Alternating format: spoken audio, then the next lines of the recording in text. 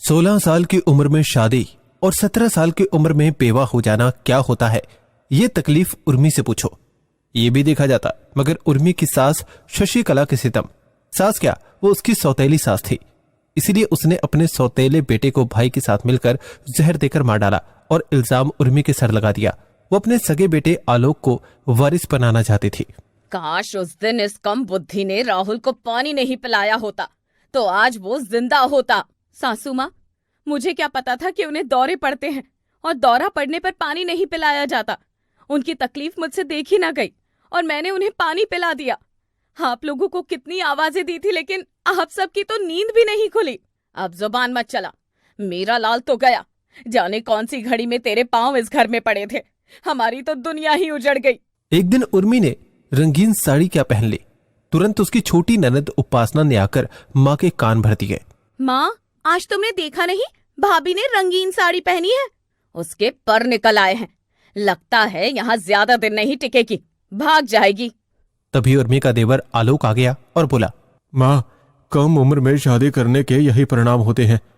अभी भाभी की शादी की उम्र नहीं थी, लेकिन आपने मेरी एक नहीं मानी और अब तुम लोग चाहते हो कि वो जिंदगी भर आपके बेटे का मातम मनाती रहे, जैसे आपने कभी चाहा ही नहीं। उन्हें अपनी जिंदगी चैन से जीने दो। आलोक की बातें सुनकर वो दोनों अपने कमरे में चले गए। वक्त गुजरता रहा और वक्त के साथ उर्मी की उम्र और उस उम्र में एक भयानक खालीपन भी। इस खालीपन को भरने की अशोक हमेशा कोशिश करता रहता था, इसलिए वो उर्मी को पढ़ने के लिए किताबें लेकर देता रहता। एक दिन गली में चूड़ी बेचने वाली आई थी। उर्मी को चूड़ियां पहननी बहुत पसंद थी, इसलिए वो चूड़ियां देखते ही वो उन्हें पहनने के लिए मचल उठी। उसने चूड़ी वाले को आवाज दी, चूड़ी वाली, जरा इधर तो आओ, जरा मुझे भी चूड़ियां दिखाओ।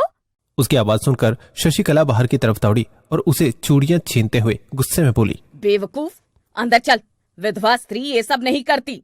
सासू माँ, जब विधवा कुछ नहीं करती तो जीती ही क्यों है? इस हिसाब से तो उन्हें मर जाना चाहिए। हाँ हाँ, जो पत्नी पत्नी धर्म निभाती थी वो तो सती भी हो जाती थी, लेकिन आजकल की लड़कियां तो बस अपने फैशन के बारे में ही सोचती है। अब की बार इस दरवाजे से मुझसे बिना पूछे बाहर निकली तो टांगे तोड़ दूंगी। ये कहकर शशिकला ने उर्मी के मुंह पर एक तमाचा जड़ दिया। उर्मी रोने लगी। उसका पति मर गया, इसमें उसकी क्या गलती है? आखिर वो जीवन के रंगों से क्यों दूर रहे? उसे भी तो अपने हिसाब से जीने का हक होना चाहिए। आखिर मैं ये सब कब तक बर्दाश्त करूंगी? इधर उर्मी अपने आने वाले दिनों के बारे में सोच रही थी, उधर शशिकला अपनी बेटी के साथ कुछ और ही योजना बना रही थी। आज तो चूड़ियां खरीदने घर की चौखट से बाहर निकली है, कल रंगीन कपड़े खरीदने निकलेगी। आखिर ऐसे कैसे चलेगा? मायके वाले भी इसे लेकर नहीं गए, अब सारी जिंदगी इसका बोझ हम ही को उठाना पड़ेगा। माँ, सही कह रही हो, जब भैया ही नहीं रहे तो इनका यहाँ है क्या? इन्हें तो ये घर छोड़कर खुद चले जाना चाहिए। अगर नहीं जाती तो आप क्यों नहीं इन्हें घर से भगा देती? भगा तो मैं आज दूं, लेकिन तेरे बाबूजी और छोटा भैया है ना, उसे कहीं नहीं जाने देंगे। लेकिन फिर मैं ये भी सोचती हूँ कि घर का काम तो कर लेती है, मुझे और तुम्हें कुछ काम तो नहीं करना पड़ता। सब अपना फायदा सोच रहे थे, लेकिन किसी ने उर्मी के बारे में नहीं सोचा। ये सब उर्मी चुपके से सुन चुकी थी। जब उसने ये सुना तो उसे बहुत दुख हुआ। उस घर के लोग उसके बारे में क्या सोचते हैं उसे आज पहली बार पता चला। उसने मन बना लिया कि अब वो इस तरह की जिंदगी हरगिज नहीं जिएगी। उसे कुछ करना होगा। उसे सबसे पहले इन बंधनों से मुक्त होना होगा। कुछ दिनों बाद शशिकला का भाई बलदेव उससे मिलने आया। बलदेव की नजर गंदी थी। आया तो वो अपनी बहन से मिलने था, मगर उर्मी का रंग रूप देखकर कुछ दिन के लिए वहीं रुक गया और पूरे दिन वो उर्मी को देखकर आंखें सेकता रहता। एक रात शशिकला ने देखा कि बलदेव सोती हुई उर्मी को खिड़की से झांक कर देख रहा है। शशिकला ने उसे पीछे खींचते हुए पूछा, क्यों रे बलदेव, देख रही हूँ तेरी नजर मेरी बहू पर रहती है, तू यहाँ से चला जा। अगर तेरे जीजा जी ने तुझे ऐसे ताड़ते देख लिया तो अनर्थ हो जाएगा। अरे जीजी, क्यों मुझ जैसे सीधे बंदे पर आरोप लगाती हो? छी छी छी, ऐसा तो मैं सोच भी नहीं सकता। और तुम जिस बहू की बात कर रही हो ना, देख रहा हूँ तुम दोनों माँ बेटी उससे छुटकारा पाने में लगी हो। कहो तो मैं कुछ बंदोबस्त कर दूं? शशिकला धीरे से बोली। शी, धीरे बोल, कहीं कोई सुन ना ले। क्या बंदोबस्त कर सकता है बता? और सुन, ये बात किसी को पता नहीं लगनी चाहिए। अरे जीजी, तुम्हारी कसम, ऐसा पत्ता साफ करूंगा कि किसी को भनक भी नहीं लगेगी। शशिकला खुश होते हुए बोली। सच? क्या ऐसा हो सकता है जो ये यहाँ से हमेशा के लिए चली जाए और मुझ पर आरोप भी ना लगे? जीजी, इसे बेच देते हैं, इससे पैसा भी आएगा और तुम्हारी मुसीबत भी दूर हो जाएगी। घर में फैला देना कि जवानी थम नहीं रही थी, इसीलिए किसी के साथ भाग गई। शशिकला एक बार तो ये सुनकर सहम गई, लेकिन अगले ही पल कुछ सोचते हुए बोली, बलदेव, तू ये काम कर दे, मैं एक हिस्सा तुझे भी दे दूंगी, तू भी ऐश करना। मुझे पैसा नहीं जीजी, तुम्हारी बहू चाहिए, सिर्फ एक दिन के लिए, बाकी उसे कोई कहीं ले जाए, हमें क्या फर्क पड़ता है। उन दोनों ने योजना बनाई कि कल रात को बलदेव सोती हुई उर्मी को बेहोश करके उठवा लेगा और किसी को कानों कान भनक नहीं लगेगी। ले जाना बलदेव, वो तो वैसे ही बुद्धिहीन है, कुछ नहीं कर पाएगी। उर्मी ने जैसे ही फुसफुसाहट सुनी तो वो धीरे से उठी और दीवार से कान लगाकर खड़ी हो गई। उसने जब ये सब सुना तो उसके पैरों से जमीन खिसक गई। उसके बाद वो चुपचाप अपने बिस्तर पर जाकर लेट गई और सोचने लगी कि अब खुद को कैसे बचाया जाए। उर्मी सोचने लगी, मैं मजबूर हूँ, इसका मतलब ये नहीं कि मैं बेवकूफ हूँ। मुझे ही अपनी बुद्धि का उपयोग करके खुद को सुरक्षित रखना है और अपनी सास और उनके भाई को ऐसा सबक सिखाना है कि वो दोनों जिंदगी भर याद रखेंगे। अगले दिन उर्मी दिन भर सोचते रही। वो दिन में सबके साथ अच्छे से बात करती, अपने मन का युद्ध उसने किसी के सामने जाहिर नहीं किया। रात होते होते उसकी चिंता बढ़ने लगी। रात को बिस्तर पर सोते समय वो उपासना से बोली, दीदी, आज क्या आप मेरे बिस्तर पर सो सकती है? मेरा पलंग कुछ सख्त लग रहा है, आज कमर में बहुत दर्द है। आप यहाँ आएंगी तो मैं आपकी चारपाई पर सो जाऊंगी। उपासना तो खुश हो गई। आज उसे भाभी के दहेज में मिले गुदगुदे गद्दों पर सोने का सौभाग्य मिला, लेकिन उसे अपनी भाभी पागल नजर आ रही थी जो उन गद्दों को सख्त बता रही थी। उपासना खुशी को छुपाते हुए बोली, अरे भाभी, मैं आपकी तकलीफ में काम नहीं आऊंगी तो कौन आएगा? आपकी पीठ में दर्द है तो आप मेरी चारपाई पर सो जाना और मैं पलंग पर सो जाऊंगी। दोनों के बिस्तर की अदला बदली हो गई। उर्मी के मखमली कंबल को ओढ़कर उपासना गहरी नींद में सो गई, लेकिन उर्मी की नींद उड़ी पड़ी थी। वो कमरे में कंस मामा के आने का इंतजार कर रही थी। रात के 2 बजे थे। सब अपने कमरे में गहरी नींद में सोए हुए थे।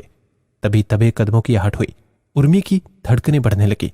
उसने अपने ऊपर चादर कस ली। बलदेव 2 आदमियों के साथ कमरे में घुसा और उसने धीरे से उर्मी के पलंग पर सोई उपासना के मुंह पर बेहोशी की दवाई छिड़क दी। उसके दोनों आदमी बिना किसी शोर शराबे के उपासना को कंबल में लपेट कर उठा ले गए।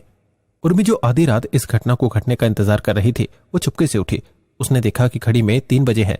इससे पहले कि वो लोग उपासना का चेहरा देखते, उर्मी धीरे से खिड़की से निकलकर पुलिस स्टेशन पहुंच गई और वहां जाकर अपनी सास और मामा ससुर के खिलाफ अपनी ननद को अगवा करने की रिपोर्ट लिखवा दी।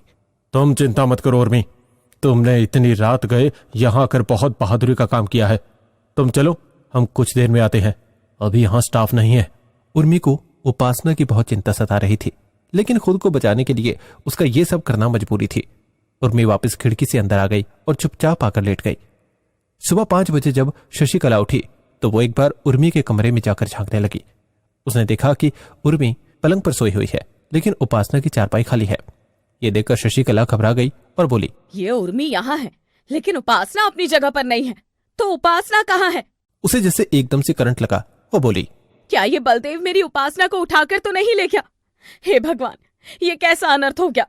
बलदेव इस डायन को नहीं बल्कि मेरी बच्ची उपासना को उठाकर ले गया। नहीं नहीं, ऐसा कैसे हो गया? अब मैं बलदेव को कहाँ ढूंढूं? कैसे अपनी बेटी को वापस लेकर आऊं? शशिकला रोने लगी, चिल्लाने लगी। उसका रोना चीखना सुनकर सब उठ गए। उर्मी भी उठ गई। क्या हुआ उपासना को, क्यों चिल्ला रही हो? आलोक, हमारी उपासना गायब हो गई, उसे कोई उठाकर ले गया। शशिकला के पति बोले, अरे कहीं सुबह सुबह टहलने निकल गई होगी, भला घर में सब सोए हैं, ऐसे किसी की हिम्मत है कि घर में कोई घुसकर हमारी बेटी को उठाकर ले जाए?